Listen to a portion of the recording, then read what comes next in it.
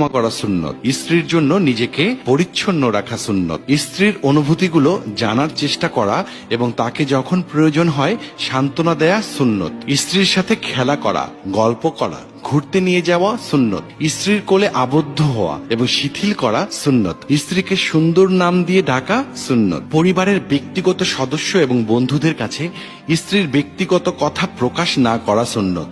স্ত্রীর পিতামাতাকে ভালোবাসা এবং শ্রদ্ধা করা সুন্নত। স্ত্রীর এঁটো খাবার খাওয়া সুন্নত। স্ত্রীর অভিমান ভাঙানো সুন্নত। স্ত্রীর কোলে শুয়ে কোরআন তেলাওয়াত করা সুন্নত। স্ত্রীকে সালাম দেয়া সুন্নত। অনেক পুরুষই আছেন যারা এগুলোর একটা সুন্নত পালন করতে রাজি হন না, কিন্তু 4টা বিয়ের সুন্নতটা পালন করতে তারা সদা প্রস্তুত। এখন তো আপনি সব হাদিসগুলো জানলেন, এখন আপনি সিদ্ধান্ত নিন যে আপনি আরো একটি বিয়ে করবেন নাকি 4টি বিয়ে করবেন, আর সব স্ত্রীকে আলাদা বাসস্থান